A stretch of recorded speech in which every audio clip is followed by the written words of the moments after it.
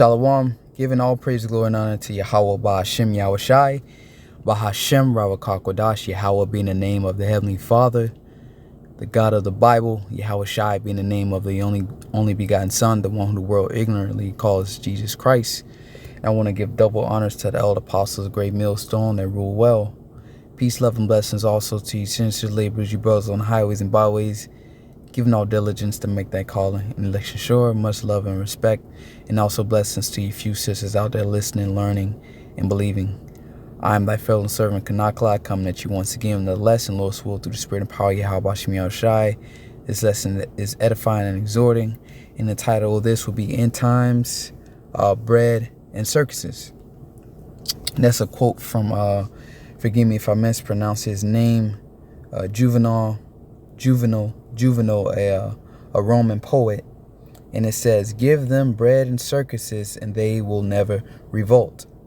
And that's exactly what you see right now: bread and circuses. All right, gluttonous, and entertainment, man.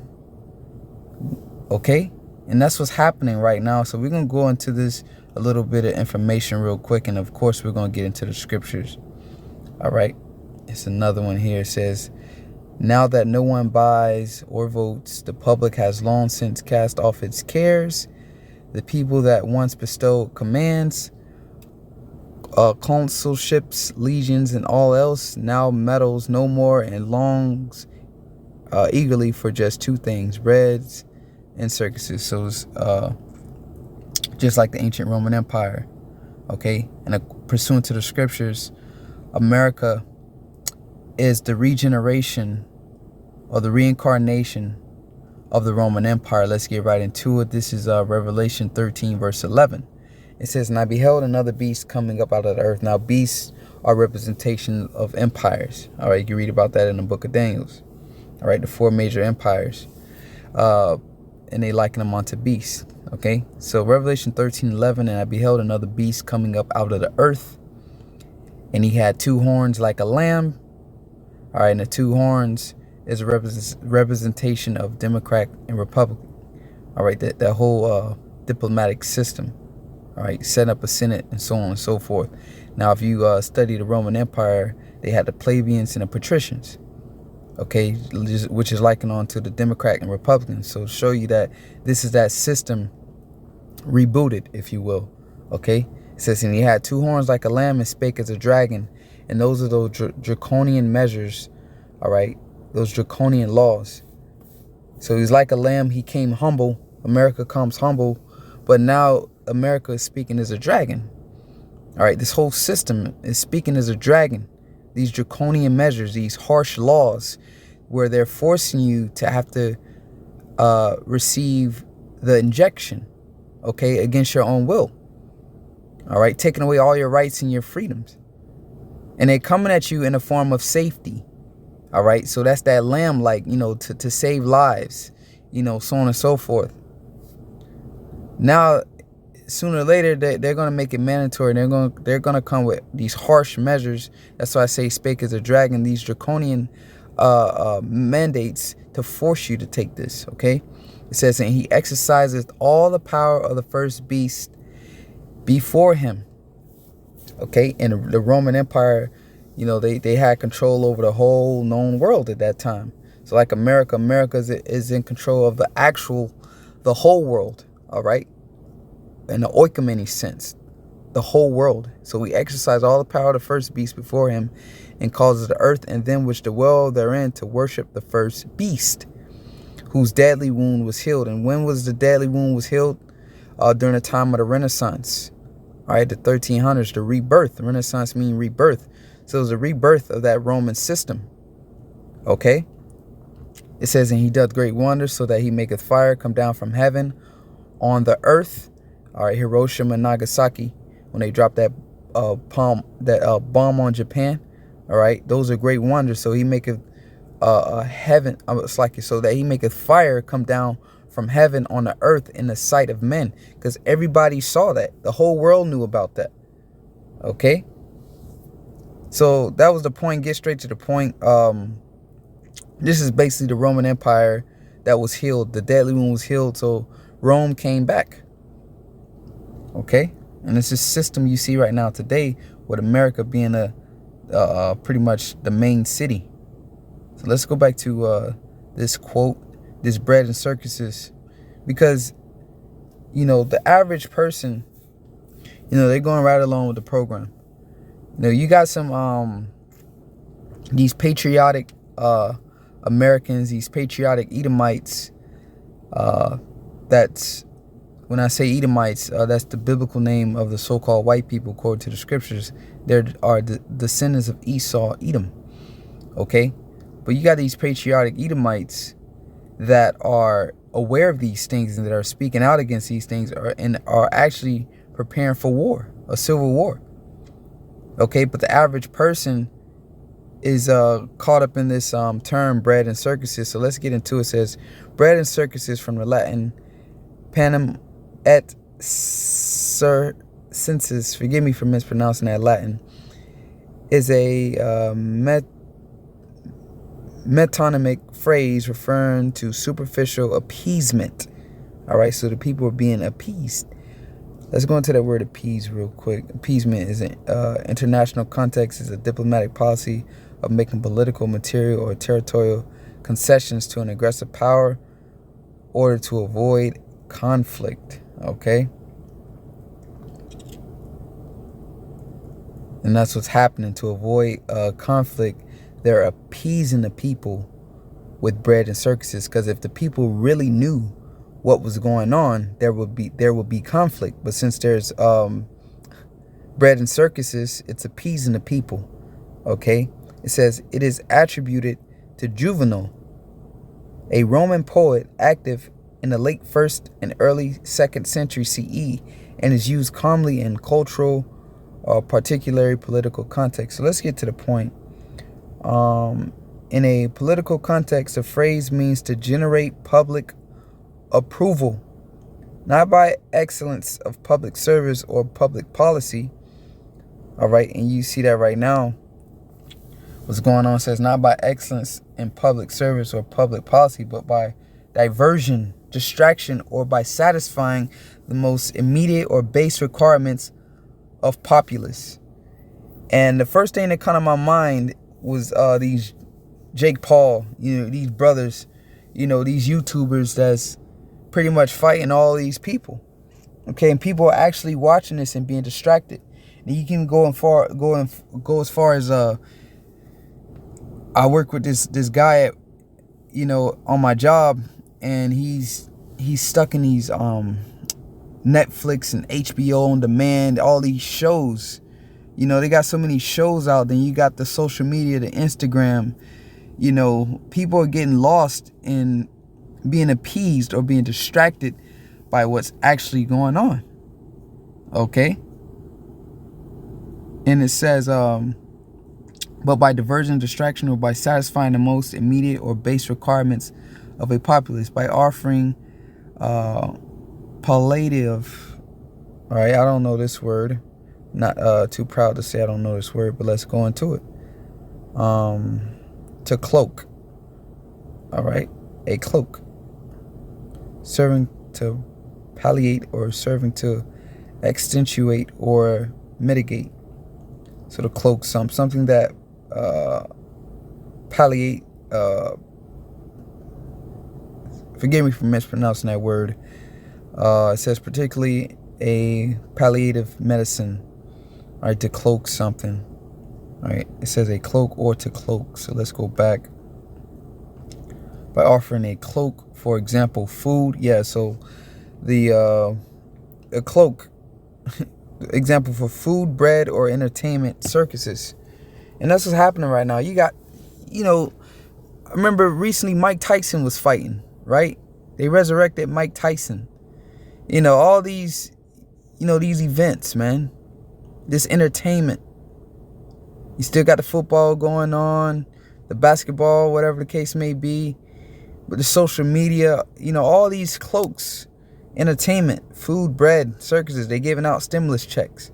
It says Juvenal, who originated the phrase, used it to decree the selfishness of common people and the neglect of wider concerns. Because why? Everybody is for themselves, serving their own bellies, the flesh.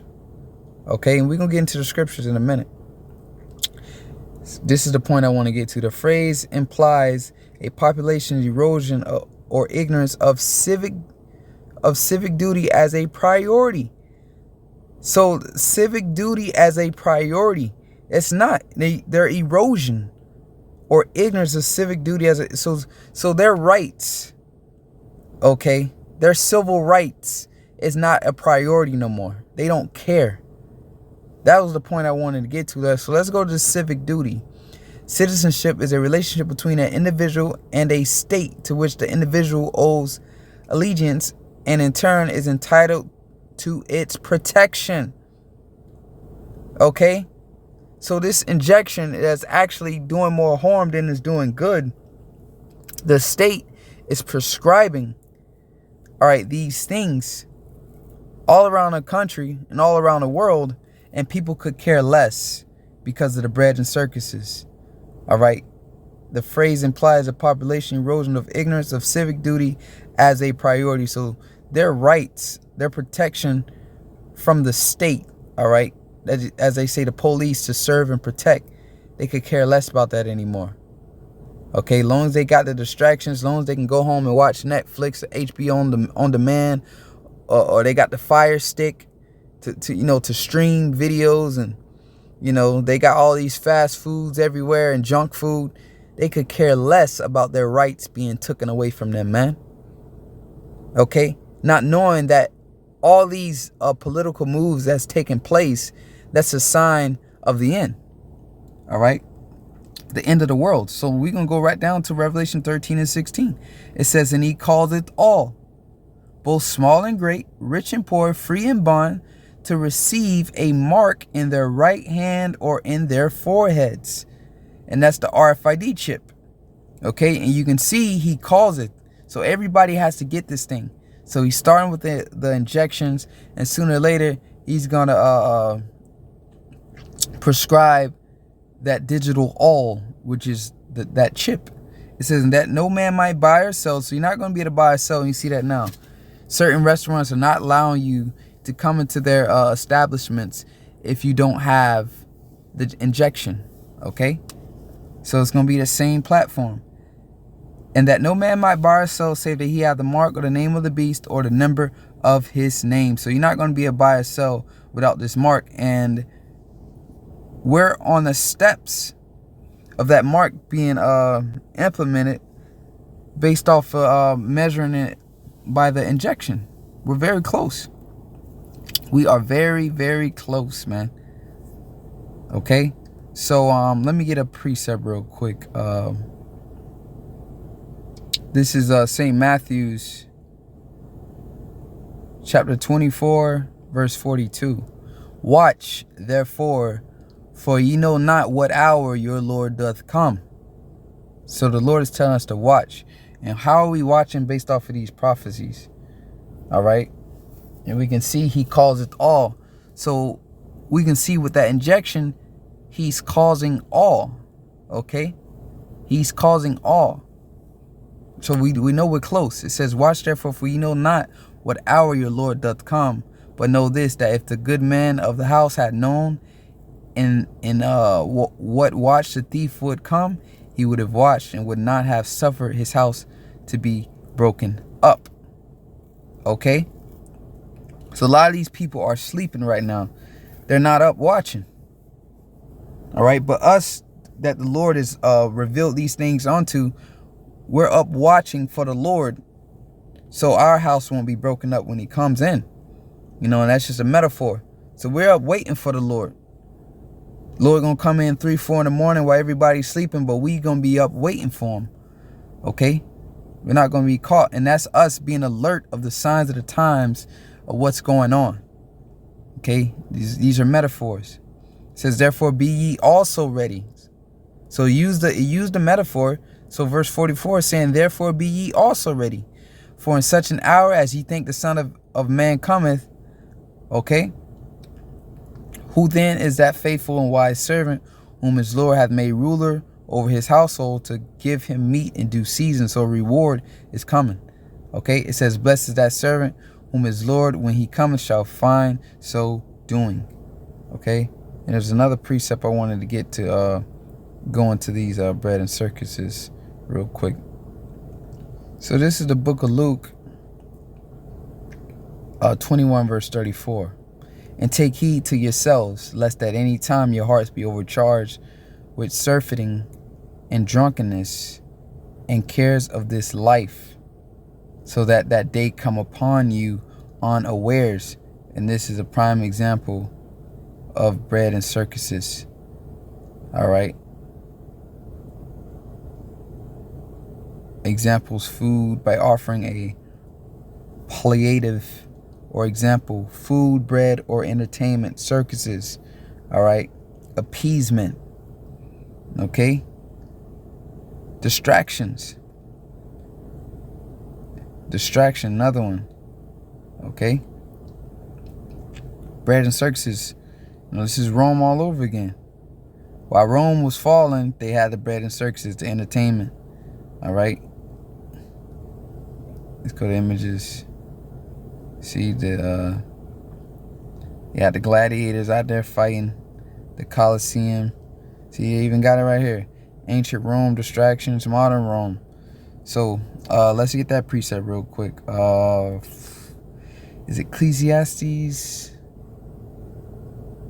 Ecclesiastes 1. Is it 1 and 9? Ecclesiastes 1 and 9 goes to show you that America is not a new empire. All right, this is Rome all over. It exercised the power of the first beast. Just in modern terms, right? A company go out of business. It's the same company, just somebody comes in and buy the company and they just rename it. But it's the same company. So likewise with America. Same empire, just got a new name. Instead of saying plebeians and patricians, you're saying Democrats and Republicans. No different. Ecclesiastes 1 and 9, a thing that hath been is that which shall be, and that which is done is that which shall be done, and there is no new thing under the sun. Prime example, there is no new thing under the sun. Distractions, bread and circuses. And this is not new information. Brothers have brought this out before. Okay? Just shit, the whole election thing is bread and circuses, man. All right? Like a reality show. Oh, Trump, they cheated on the elections and whatever the case may be, man. It's a big show. Distraction. So let's go back to Luke 21 and 34. So, and take heed to yourselves, lest at any time your hearts be overcharged with surfeiting and drunkenness and cares of this life, and so that day come upon you unawares. For as a snare shall it come on all them that dwell on the face of the whole earth. So it's going to come a snare to them because they're being distracted. Watch ye therefore and pray always, that ye may be accounted worthy to escape all these things that shall come to pass, and to stand before the Son of Man, which is Yahweh Shai. Okay, so with that, that's it. End times, bread and circus. Till next time, giving all praises to Yahweh Shai. Shalom.